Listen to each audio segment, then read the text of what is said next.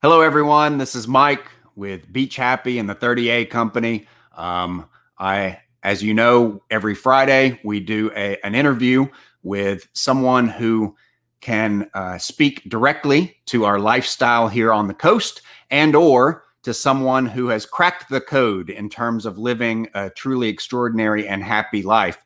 Our guest today has done both, I think. Not only can he speak with authority about what it's like to live here at the beach on Florida's Gulf Coast, but he also has created some of the most iconic brand names here in Northwest Florida, including the world famous Bud and Alley's in Seaside, Florida, and the increasingly world famous Black Bear Bread Company in Grayton Beach, and soon to launch in Grand Boulevard at Sandestin. So we want to welcome Dave to the show with us today. Dave is obviously at home, not in his restaurant today, like the rest of us. But Dave, welcome to Beach Happy, and we're excited to be with you today. Well, great to be with you again, Mike, always. I think the last time we met, we were at, I don't know, Pizza Bar or something, or maybe on the back of your Jeep in the middle of the woods somewhere. It's always fun to get together with you, and we always have lots to talk about. Yeah, actually, I think I remember that day, but I think there was one day that we probably both have fuzzy memories on, and that's when we were enjoying, I think, some very choice tequila at Taco Bar in Beachside with Phil. I wish we had that picture. It's funny. I was looking at that picture, and the only reason I didn't post it is because your eyes were crossed. Everybody looked great. Happens when I drink. Really, it wasn't very complimentary photo. That happens when I drink tequila, actually. And I usually wake up naked in a dumpster in Crestview. So it's weird. When was that? Was that the day we opened Taco Bar? I don't know. I think it was pretty random. I think it was a random day that I just had decided I was going to go sit down by Taco Bar, and I walked up and there's Phil and Dave, and I'm like, okay, this is trouble. So tequila. Yeah, tequila. So guys, if you have questions for Dave, Dave is the founder and owner of Bud and Alley's, the world famous waterfront bar and restaurant, the rooftop bar. And Bud and Alley's has been going through some pretty dramatic changes, and I would love for you to update everyone. We're going to talk about growing up here. We're going to talk about surfing in your young days. We're going to talk about how you first got involved with Seaside some 35 years ago, and why you were crazy enough to open a restaurant in a town that only had about 10 or 12 homes at the time. And talk about the evolution of the area over the last 35 years. And also, though, we want to talk about Black Bear Bread Company. But let's start with the question that I know a lot of our fans are wondering. What's the latest on Bud and Alley's? Well, obviously, we're sort of under coronavirus lockdown, sort of. This has been a challenge for every American. It's been a challenge for every human being, I think, across the world. And there's a lot of tragic things happening, and there's a lot of good things happening. I try to take a more philosophical approach. As soon as this started to happen, I thought, silver linings. We need to find as many silver linings as we can in all of this. Personally, it's been great to be able to parent my children without being, chasing my tail with 5 restaurants. That's been a most wonderful thing. I have a 3.5-year-old daughter, Lauren, and I have a 10-year-old daughter, Carlin, and they're on Zoom calls right now. They're both in school downstairs. My wife is having furniture delivered to the new Black Bear location in Grand Boulevard today, so I'm on my own. So I'm hoping that we won't have any interruptions, but Mike thinks that that's a YouTube moment. So, maybe that'll happen. But to answer your question more directly, when spring break stopped, I believe the county commissioners and the governor decided to close down spring break. And I thought that was a really wise move. And as a consequence, we have very few infections here on 30A in South Walton and Walton County. And so Seaside really took the lead as the first community development to go ahead and shut their beaches down and shut the town down before anybody did anything. And I thought that was really, really great leadership, because at the time, the infections were beginning to go up, and I really appreciated Robert and Daryl and Micah Davis, making that decision with their team. And I think they did that on the 10th of March. And they announced that after a week, they were going to close down everything. So they gave everybody kind of a week's notice. But I went ahead and closed Bud and Alley's Pizza Bar and Taco Bar immediately, because I just felt like if we were going to shut down, we needed to do it. And I really wanted to make sure my employees were protected, and I didn't want them to feel like, whoa, what do we do? What do we do? So that Monday, spring break kind of continued for a week, but that Monday we went ahead and shut down. And a little bit later, we decided to do curb service, and like a lot of restaurants are doing, quite successfully, I might add. So Pizza, Taco, and Bud's was open for curb service and to go for about maybe 3 weeks, and we decided it was just better to just let everyone go ahead and collect unemployment and shut it down.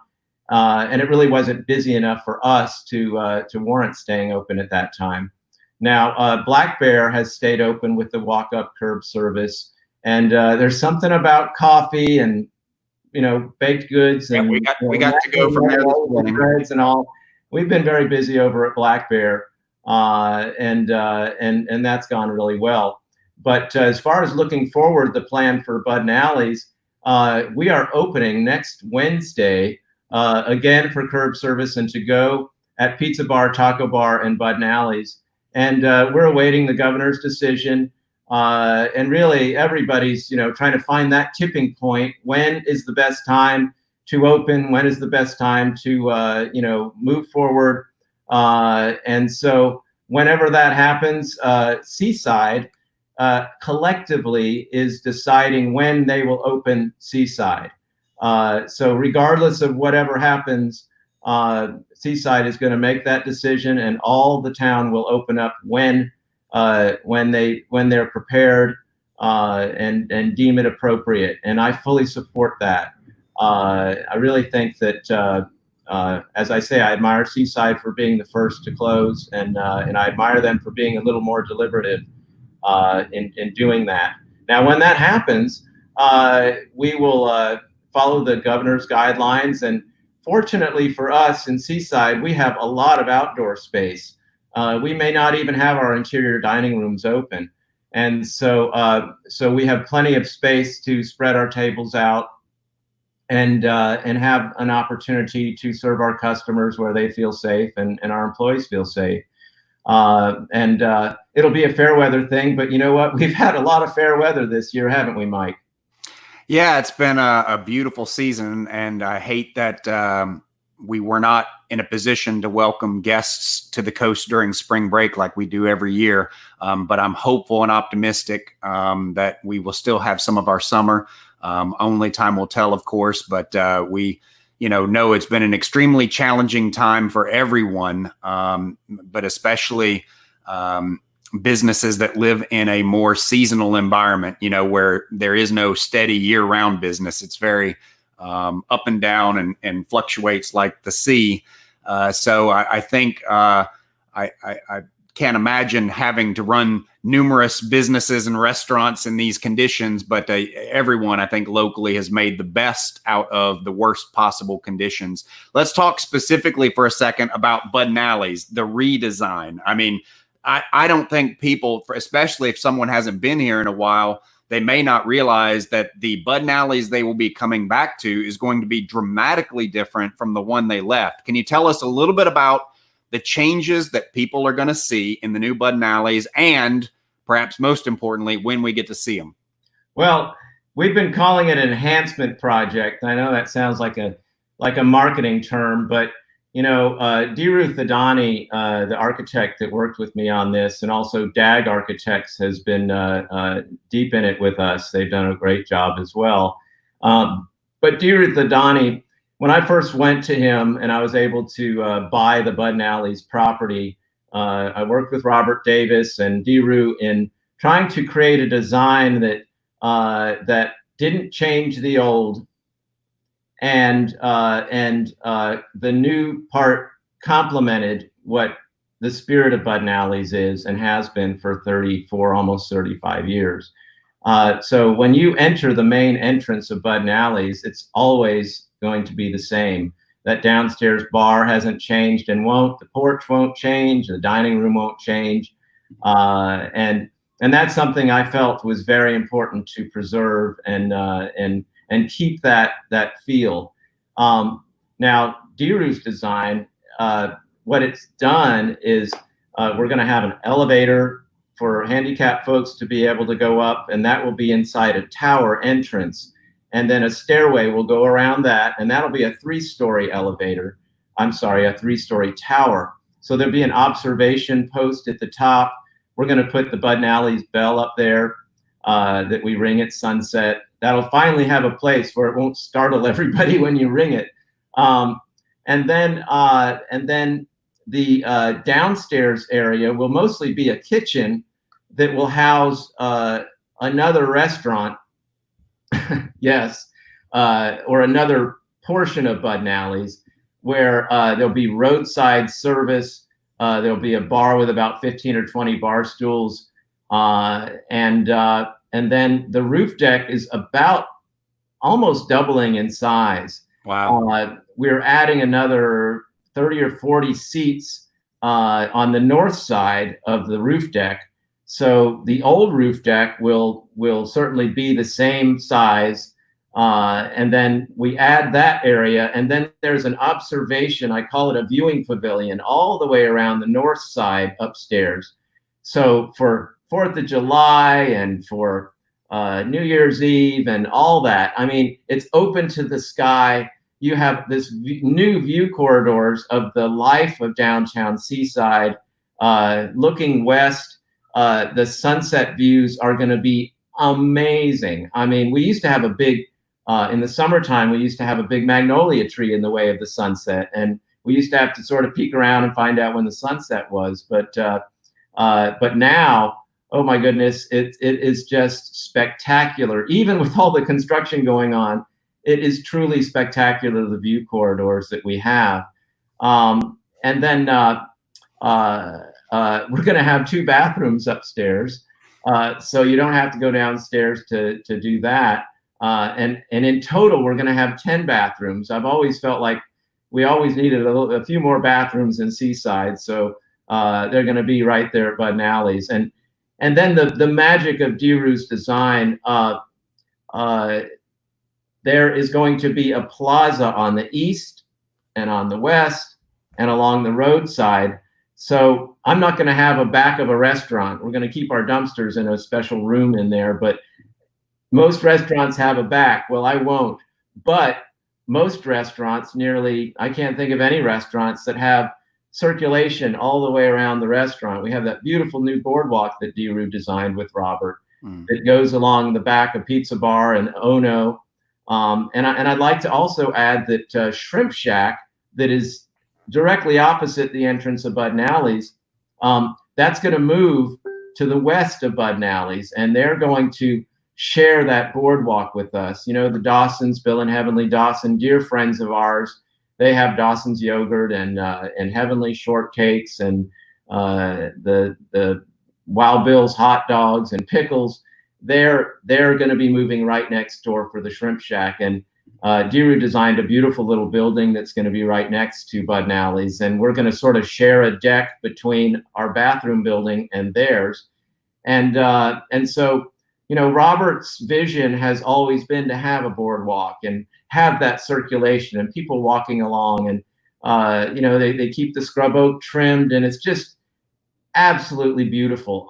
You know, Mike, the other day, I went up on the roof of Bud & Alley's because I can. It's under construction, and I, you know, scurried up the ladder, and I took a video, just a short video, because the surf was completely flat, and the vivid green, emerald green shades of colors and I just did a pan shot, and I just put it out there, and it got something like 70,000 views in about 6 days. Obviously, people are longing to come here, and they can't wait. And our webcam at Bud and Alley's, I'm sure your webcams are getting a lot of traffic. But yeah, it never fails to get me excited to see the beauty of what Walton County, South Walton, the entire Emerald Coast is. And when they closed the beaches, it was fascinating to me. The silver lining there was it made us appreciate just what we have here. And I get chicken skin talking about it, because that first day when they reopened the beaches, it was just like, wow. The day before that, I took my daughter out. I live in Watersound, and we take our YOLO boards out into the outflow there at Camp Creek Lake. And we weren't allowed to go on the beach, but we saw a bald eagle sitting on the beach eating a big giant fish. And I just said, wait, let's just watch him. And he was about, I don't know, maybe 75 yards away. And he looked at us and we looked at him. And, what a great learning experience for my daughter. You can't, that never would have happened. That's a great omen too, by the way. Never would have happened. And not to say it never would have happened, but the bald eagles are very shy of humans. And I've only seen a bald eagle on our beach there one time, and it was me and I was surfing alone in the water, and he was on the beach. And the size of the claws were huge. Those are big, powerful fish, and I mean birds. But ironically, the Walton County, the bird flew west of us, and we didn't see him for a while. And then the code enforcement came along to make sure we were staying off the beach, and he flushed the bird out, and the bird flew right over us. So anyway, special moments, yeah. Great moment. Yeah. So want to ask you specifically when you think Bud and Alley's will be fully operational, but also we have people like Sherry asking, when will the new Black Bear Bread Company be open in Sandestin? Well, as I said, my wife Carol's down there getting the outdoor furniture set up. I know it's been a long time coming. Appreciate everybody's patience. But construction, everything takes a long time. And the Bud and Alley's project is far overdue. But they're doing a great job with it, and I really think the quality's beautiful. We have this cypress roof that is gorgeous up on the roof deck there. I failed to mention that earlier, but I'm not sidestepping the question. Black Bear, we're trying to get open at the beginning of June. That's our shot, and maybe sooner. We are almost there. We had all of our small wares put in there. We're going to open. The cafe will not be open. You'll be able to go up to the front door and order, just like a lot of places are doing. And I believe we'll be able to do the socially distanced seating, but we don't have a lot of seating at Black Bear and Grand Boulevard. So it's going to be mostly pick up, take out, go in your car and eat it, or sit at the few tables that we'll have. But that is coming very soon, and I'm not kidding. It really is. My partner Phil McDonald's down there working with the crew. They're starting to crank up the coffee machine. Believe it or not, I haven't had my coffee this morning because I don't have any coffee at the house. The irony. How does that happen? Yeah, that's like the owner of Bud and Alley's not having a margarita or a crab cake somewhere. I know, but yeah, we're so excited about that project, and working with Keith Howard and Dana Hahn at the Howard Group. They've just been so supportive and so wonderful, and we're very excited. Heck, we're going to be right across the parking lot from Emerald Lagasse. I mean, how cool is that? And the golf cart entrance at Sandestin is about 50 yards away from the front door of Black Bear. So we know we're going to be very busy. The only challenge we've had has been finding bakers because we're going to be doing so much volume. of baked goods. And you know, the early bird gets the worm there, so people are always queuing up right there at 7 a.m. If anybody in the 30A world knows bakers that want to come and live on the beach and just bake to their heart's content, please contact Phil McDonald, Phil at blackbearbreadco.com. I think that's it. We can. Yeah, we'll put it up here. It's easy to get a hold of us, but we really do need bakers. They don't come a dime a dozen to use a metaphor, a baking metaphor. Yeah, but you guys, Black Bear Bread Company doesn't just produce. You guys really started as a authentic bakery that supplied baked goods and pastries to other businesses, right? Is that something you guys still continue to do? No, we did the commercial bakery, and it was kind of a chicken and egg thing. We had a hard time finding enough bakers, and if we didn't have enough bakers, we couldn't take on more clients. If you can't take on more clients, you can't make money in the baking business. So that's something that's sort of in the back burner, or on the back burner. It's something I'd love to expand upon, but I think we put the cart before the horse on that one, or something. I mean, whatever you say. Well, being an entrepreneur is an ever evolving, daily evolving thing. So yeah. We did just build a new social distancing deck at the existing cafe in Grayton Beach, and people love it. It's right there on the marsh. It's beautiful. And then when things get back to normal, our bar room building is going to be open at night. So you'll be able to enjoy all the great charcuterie and baked goods and small plates and great things that Chef Phil McDonald is creating at night. And we're doing the wine bar there, and people have really been that's a highly anticipated thing. People are going to really be looking forward to that. But Black Bear in Grand Boulevard, is going to be open for lunch and dinner only, and we may expand to dinner at some point. I know it'll be popular if we do, but we're going to take some baby steps there. So for those of our viewers who are not familiar with the origins of Bud and Allie's, I want to talk a little bit about how a young 20-year-old surfer, I want to kind of understand how you go from working in a restaurant, and pretty much the only care and focus you have in the world is to get the best possible surf. And one day you're heading over to Amazon, one of your spots, and you are with a friend, and he wants to make a brief detour. He wants to make a stop. Tell me a little bit about that day and how it became such a pivotal moment in your life, as well as the life of everyone who loves this particular stretch of coast. Well, I can't start that story without, thanking Robert and Daryl Davis for giving us that opportunity. And I think Robert was about, 35 or 40 at the time. I was 24 years old, went to the University of West Florida locally. I didn't go off to college because I loved to surf, and I was also looking after my mom. My father passed away from bone cancer when I was 19. And so I stayed locally. A lot of my friends moved to Hawaii. I competed in surfing for 4 years on the Gulf Coast. I won the Gulf Coast Men's Championship.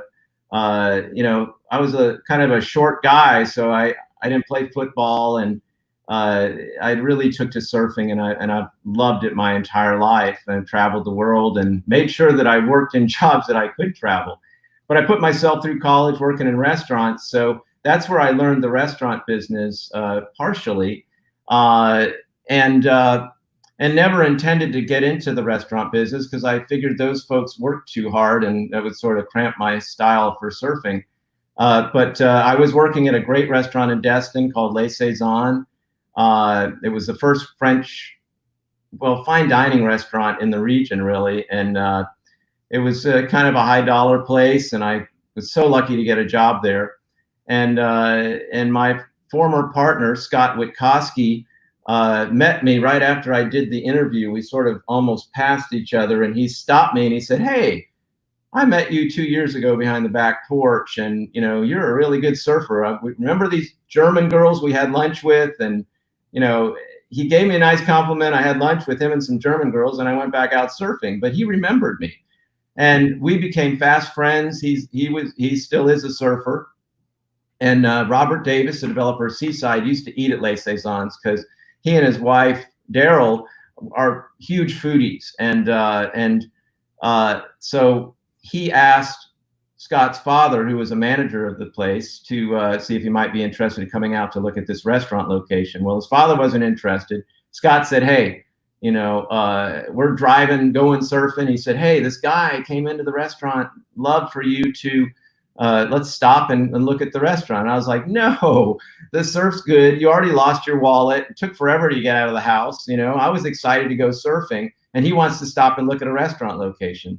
Well, he's a persuasive guy. We stopped. We met Robert Davis. Scott was 25. I was 24, and 24 hours later, I went to my mom and I said, I have one more semester to get my bachelor's degree. What would you think if I quit school to open a restaurant? And my mom said, yes. She said, great idea. Your grades suck. and when are you going to get an opportunity to open a restaurant? You can always go back to college. Now, not many mothers, after her son had been in school for 5 years trying to get a bachelor's degree, I never took any classes before 11 a.m. so that I could surf.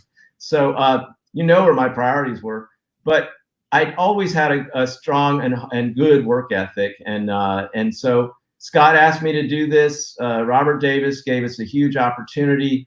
And we never could have imagined that it was going to, in our wildest dreams. I mean, we borrowed $60,000 with seed money from our parents.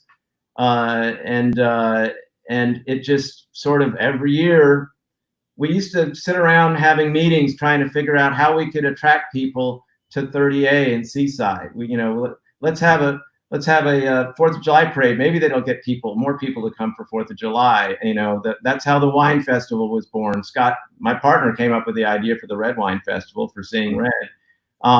And then, of course, SEASIDE opened a merchants association, and we were very active in that early on. But it was quite primitive in the old days. It was just Paradise Cafe in Grayton Beach, and us, and maybe 3 other places to eat on 30A back then.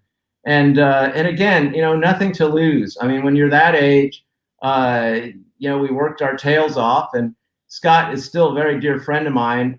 He retired or whatever, I bought him out, I don't know, about 12 years ago. So after 19 or 20 years, we split up, but it was a great split up. He was happy he lives in South Florida right now, Merritt Island, and fishing and surfing and doing his artwork and doing his thing. And shortly after I bought him out, I opened Taco Bar, and that worked out really good. There was no Mexican food in South Walton at that point. And when I opened Pizza Bar, there was no wood-fired Naples-style pizza. I mean, Bruno's was the pioneer here, and we ate their pizza the other night. It's great. It's so good. Yeah, it is. Yeah, what a odyssey, a culinary odyssey that 30A as a whole has gone through.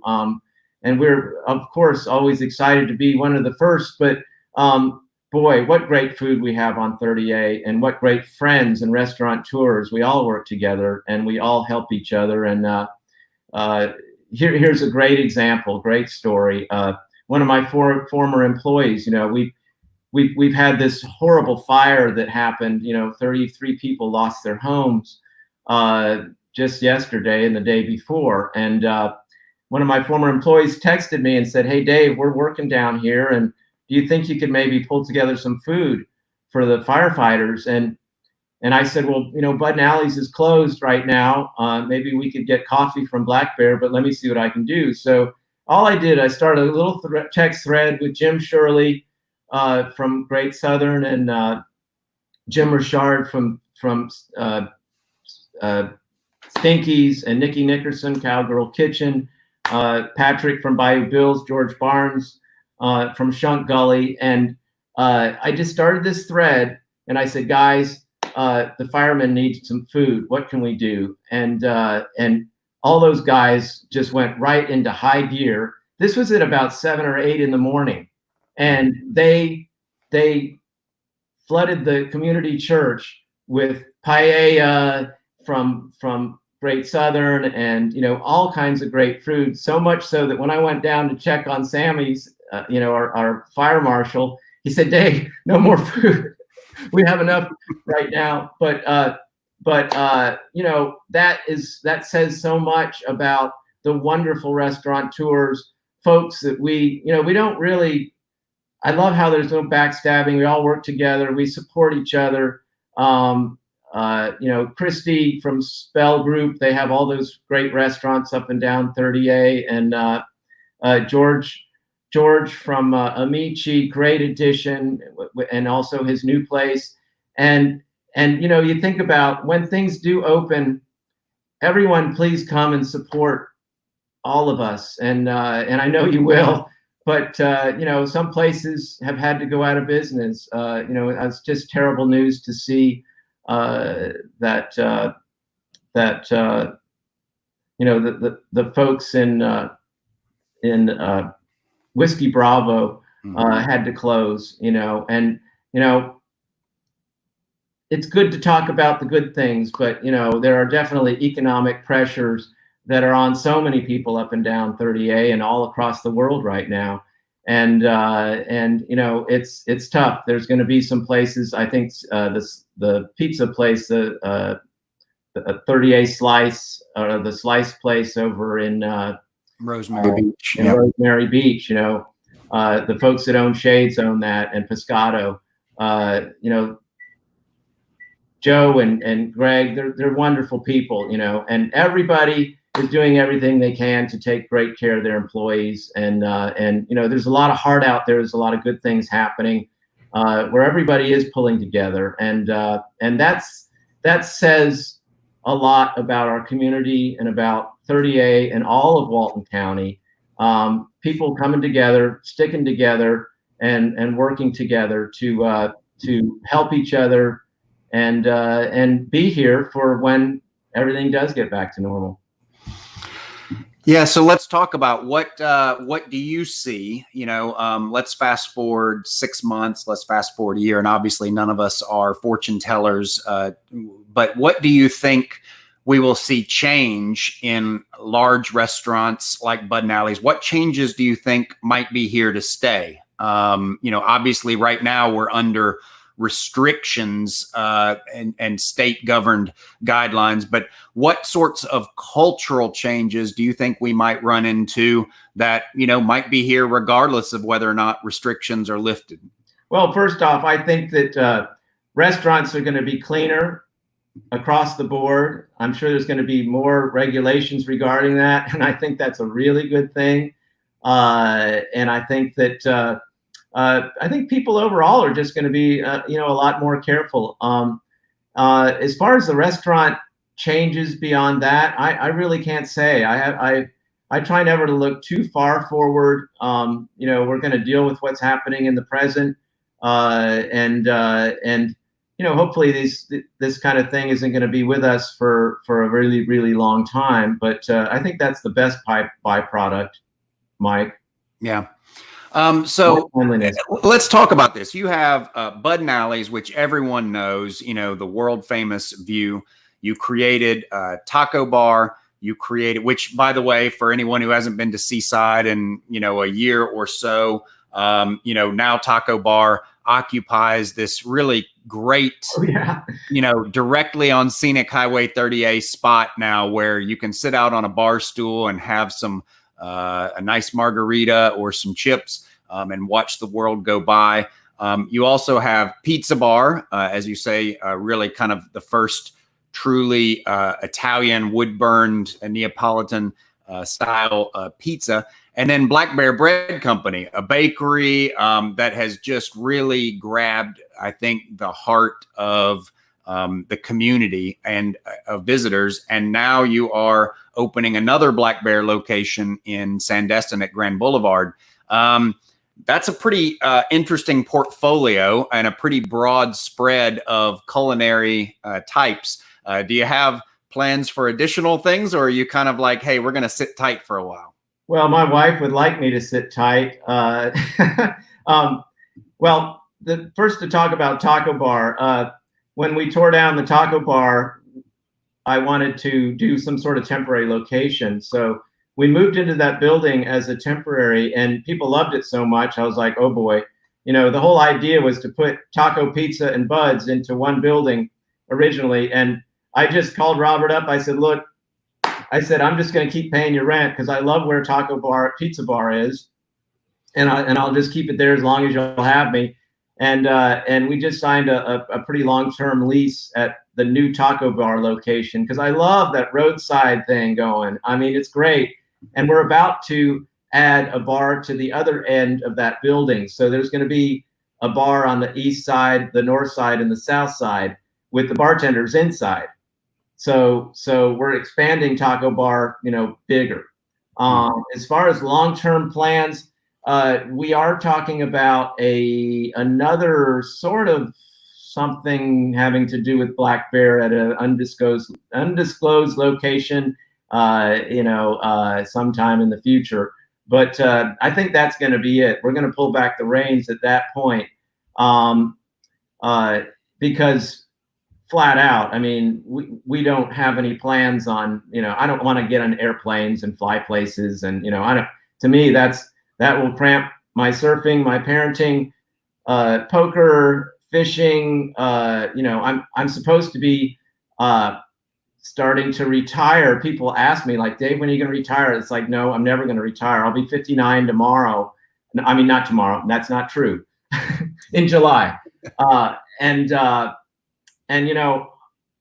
I've always focused on keeping balance. Even though we're busy, you have to keep balance in your lives and try not to get too mired in the crazy stuff. And I think that's something we've learned during this pandemic. As I talked about, finding silver linings, expanding your horizons, but having balance in your life is key. And I tell that to my employees all the time. I mean, my managers aren't allowed to work more than a 5-day work week. They have to take 2 days off in a row so they have time for their families. But yeah, says the guy that's going to open another restaurant, right? So I will tell you this, we have as you know, an incredible beach community, an incredibly unique and really differentiated from so many others. I will say the one thing that we have a shortage of, in my opinion, are true waterfront, beachfront restaurants. I mean, you go to a lot of communities and they do have those beach bars where you can walk right out on the sand, and that because of the way development happened here, and I'm appreciative of the way it happened, but the waterfront is at such a premium that it's very difficult for a restaurant owner to come in and buy a great spot and actually have it make economic sense. You kind of had to be an early mover in that sense. There were a lot of things in that, that our building could only be 22 feet high because the original development of regional impact in Seaside. So really, a restaurant is highest and best use there. So I just kind of fell into that as a wonderful, wonderful, thing. I mean, because yes, I mean, it could have been sold off a long time ago for, 2 or 4 story building. And I'm grateful that that was something that was put in place. And Robert Davis had the foresight to not want to change the view for the folks who have buildings behind there. And that was the whole idea of keeping the buildings on the beach lower rise so that it didn't mess with the views, which again, great designing, great planning. But we're also gifted to have the Fish Out of Water restaurant in Water Sound or Watercolor. Yep. And I guess the View, the Santa Rosa Beach Club down there, they have a place on the beach. And it is wonderful that we have 3 places. Oh, and Pescado, what a view! And Pescado, great addition. Yeah, I love eating there. I just love it. And I'll tell you, Chiringo has, and Chunk Gully, they both have great beach vibes. Very similar. Even if Chiringo is not on the water per se, it does feel like a beach bar. But I will say, Taco Bar to me, the new location, that is that really feels like an authentic beach location to me. You know what I mean? I know it's not like, directly sitting on the water, but to me, that's what the beach is all about. Just pulling up a multicolored stool and sitting there and saying, hey, I'll take a shot of this, or I'll take a margarita. To me, that is, I love the way you guys have opened it up to the street. I think it's a great people watching spot, and I think it's just a great place to sit and relax. So I really can't wait to see, the transitions that you're making at Bud and Alley's too. So for someone who's been a loyal Bud and Alley's devotee for the last X number of decades, what do you think is going to be their favorite new thing about the new place that you got, the new space that you guys have created? Well, as far as Bud and Alley's goes, that roof deck is, it was always great, but it was always kind of tight, which is not a bad thing. Well, it is now, but now it's going to be expansive. It's going to be, as I said before, the views are amazing. So yeah. Hey, I thought we were going to answer some questions. Let's answer some questions from some of your folks. Well, you've done a pretty good job of that for sure, but we definitely had some questions about when Black Bear Bread Company was opening, and I think we kind of addressed that. I do want to encourage anyone who has a question, please post it. And Dave is not only going to answer them, here on the air. You got a lot of friends chiming in. You see Mindy there. Hey, Mindy. You see a lot of people kind of sharing memories. So if you guys do have questions, please don't hesitate to post them, and we'll get Dave to answer them directly on the source, on the spot. And one more thing, the place, the best place that is coming back that doesn't have a view on the Gulf and doesn't need one, the best views on the inside of the Red Bar. And the Red Bar is, for those of you that don't know, it looks just like it used to. There's still a construction fence around it, but I talked to Ollie the other day, and it's coming, and it's coming soon. And I always say thank God for the Red Bar, and I cannot wait to go in there and order my margarita and sit by the bathroom door. That's the best spot. New and improved bathrooms. Oh, the time frame for Bud and Alley's Roof Deck Bar, when it's done. Fair enough. We opened the old roof deck with the new roof for about a week, and then we had to shut it down. And the bathrooms weren't finished, and there's still some countertops to be done. But as soon as we are able to open up, the roof deck will open up. When we're able to do the socially distancing dining, the roof deck will open. The new part of the roof deck may not be open by that time, but then again, it might. We'll have to see how long it's going to be. And then, talk about silver linings. Because the old roof deck with the new roof, that's the best way I can describe it, was not open in time for spring break on March 1st, I had to come up with something. So I got my guys to build a bar. Well, first, actually, Grove Fisher from Fisher's Flowers, I think she helped us with this bar.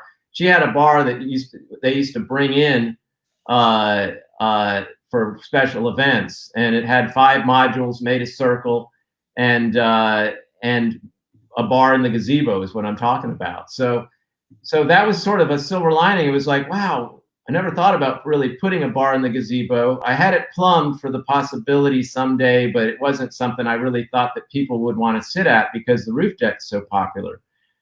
So we went ahead and had this bar built after we used hers for a little while. And now, gosh, until spring break was shut down, the gazebo is like the new favorite place at Bud and Alley's. I mean, people loved it. You got this round bar under the gazebo, you got the boardwalk, you got all these people coming and going and people watching and going to the beach, and wow, it really, really worked out great. And so the cool thing about that is we made these 5 modules that fit together with pneumatic tires on them, and everything's quick disconnect. So if you have a wedding at Bud and Alley's, or if you want to use the space for dining at a special event, we just roll it out and roll it into a truck. I get credit for that idea. and so it's worked out really, really well. And of course, you think about Songwriters Festival and Sure. all that. I mean, that bar there is just going to be great. Well, Ray We'll Smith have it there in the asking, summer. It'll be open during summer months. Ray is asking if you guys will be taking reservations or will it still be first come, first serve? And along those lines, will there be any changes to the menu or anything else operationally, or is it pretty much mostly the facility that's changed? Well, we're always doing seasonal menus, Ray, but we've always taken reservations at Bud and Alley's. Not always. I mean, the first 5 or 6 years we didn't take them, and then but you can make reservations at Bud and Alley's. The roof deck. I think you're maybe asking about the roof deck. I think that will be first come, first serve. And I think that will still continue as far as roof deck goes, because, we're going to have so much more seating to accommodate folks. Yeah, I like the fact that the roof deck's a little freewheeling, but always open to input on that. So let me ask you a question. One of my favorite additions too is the fact that you guys actually moved a small bar out on the physical sand. Now beach goers they have the ability to walk up. And do you have a brand or a name for that, or is it just an extension of the Bud and Alley's? We decided not to even bother with the beach bar anymore. With the gazebo bar, people just come up the steps and get a drink. Right. It didn't seem to make sense, and the rules didn't allow us to leave the bar down there. We had to take it up and down the stairs every night, and that was kind of dangerous and hard on my staff. But I think it's going to be more than just fine with the gazebo there. So Kim is asking if the beach behind there is private. The beach? What, behind Seaside? I'm guessing behind Bud and Alley's. The beach behind Bud and Alley's has always been public access. Mm-hmm. And I don't know what the future holds. Sure.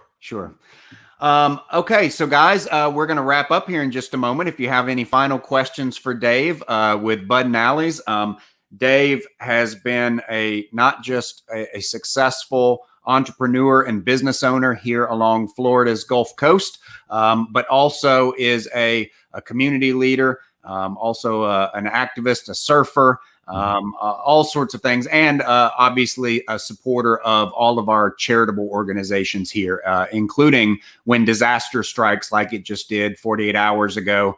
We have a lot of people who've been affected, so I was really applaud the way all of our community has come together, as we always do, whether it's after Hurricane Michael or whether it's after a BP oil spill.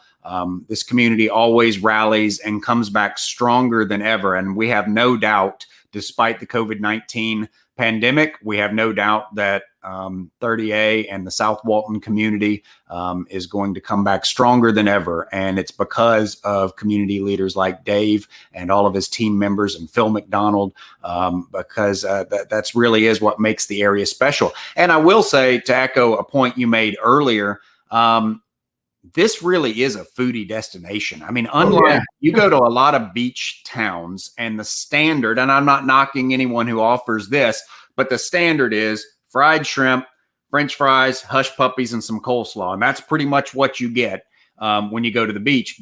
And really that's what this area was when I first started coming here. Right. I wasn't in the financial economic bracket to be dining at some of the places. So this was a kind of a place where you would stop in Defuniak at Kroger and you would buy a bunch of groceries, because that was the last grocery store you could stop at on the way into town. And then you would just pretty much eat out of the fridge all week, Saturday to Saturday. And you might do one night out, right? But now really this is you could come here, even if the beach wasn't here, you could come here strictly for the food. Yeah. And that's pretty much all of us have been eating all this wonderful food to go. And we've been cooking more. That's a great byproduct, but also producing more garbage. Oh my gosh, I got to take the garbage out twice a day. It's crazy. But yeah, it is truly incredible, the amount of food, great food, great restaurateurs, great places that have endured, and great out of the way places like